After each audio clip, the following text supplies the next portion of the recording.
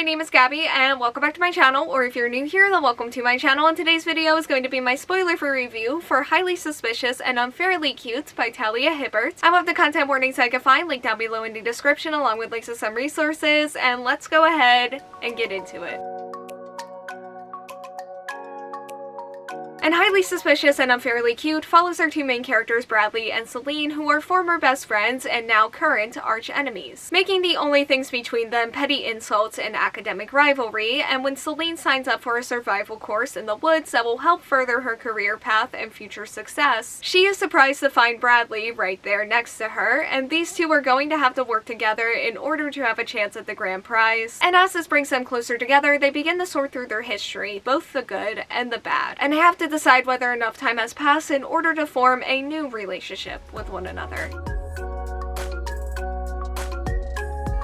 So I read this book a little bit after Valentine's Day because I was missing the Brown Sisters trilogy since I finished that trilogy the Valentine's year before this one. So that brought me here, and this book both succeeded at what I thought it would while also still being different than what I thought it would be. And let's go ahead and start with the characters, beginning with Celine. I really liked her. She has a dry sense of humor, she takes everything seriously to the point where it does also add to the humor. She's also very smart and kind of a nerd, and we love that. They also do refer to her as avoidant in this book, and that is also a thing, and we do explore that and her family and her past trauma. This is a Talia Hibbert book after all. We are going to get a good character deep dive and character growth, and this book is no exception to that. And I will say that Celine is still very much on that journey by the end of this book, but she's taking the important steps, and getting to that point was just as lovely to read. As for Bradley, he is super sweet. I really liked him, and a lot of his deep dive surrounds his career path and following his dreams, and again, I really like where he ended up by the end of the book, and I love just seeing him gain confidence and get excited for what he wants to do, and this book also shows how he manages and lives with his OCD as well. As for the relationship between these two, we are in full enemies to lovers territory here. And the enemies part is really fun. There's a lot of banter and a lot of arguing. It's all pretty petty and ridiculous, but this book also knows that. Like, you can really feel it in the writing.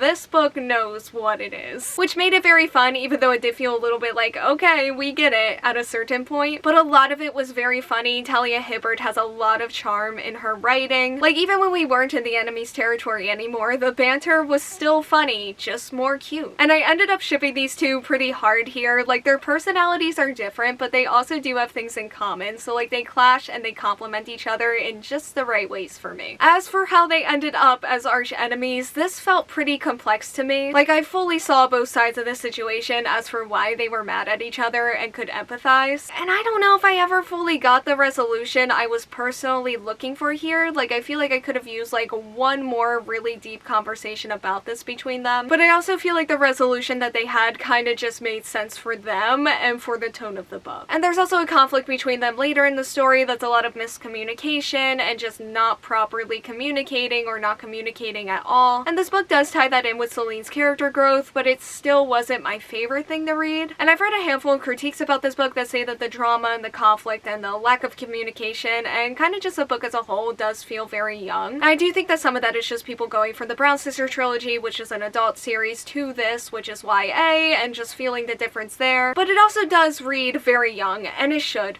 They're young. They're going to make those kinds of mistakes and they're going to behave in those kinds of ways, which does make it less frustrating for me to read personally, but it was still a little bit annoying, even though I do really love both of our main characters a lot. But also at the same time, it was just part of their journey here, and there were a lot of moments that I really liked that resulted from it. So yeah, not perfect, but I understand it and I still had fun. As for the camping parts of the story, I actually did think that we would spend a lot more time here than we ended up spending, and I do kind of wish that we did spend more time here because there were a few friends that they made that I would have loved to have seen more of, like Aurora and Raj and Sophie, and on that note, I also would have loved to have seen more of Michaela and Jordan, because I feel like we got a lot of really fun and amazing friendship moments in here, and they were also just interesting characters on their own. Like, I feel like we had a really strong cast of side characters, and I would have loved to have gotten to know them more. And I do feel like this book probably could have been a little bit longer overall, but at the same time, like, nothing really felt underdeveloped to me. Like, everyone really really came to life, and I really did like this cast of characters a lot. But I also do feel like we could have slowed down a little bit more and really settled into the story, especially because there is like a lot of camping stuff going on, like on the cover, in the imagery, and in the description. Like, I even tried to dress like a little bit camping like for them, because it does feel like a really big part of their book, and even though the pacing of this did feel fine, I do feel like I missed out on it some at the same time. And part of that is because I just really enjoyed what we got here, and I did really enjoy this book overall. Like, I was hoping this would be a cute, fun, enemies to lovers romance with the Talia Hibbert character deep dives and growth that I've come to know and love, and it is very much that. That being said, did I like it more? Did I think it was as good as the Brown Sisters trilogy? No. Did I still have an amazing time and fully fly through this book? Yes, absolutely. Like I said, it's not perfect, but there was a lot that I really, really loved and that I had a really great time with, and I ended up giving Highly Suspicious and Unfairly Cute by Talia Hibbert 4.5 out of 5 stars. Okay, so that is all that I have for today's video. Thank you all so much for watching. Like, comment, subscribe, hit the bell, and answer the question that'll be around here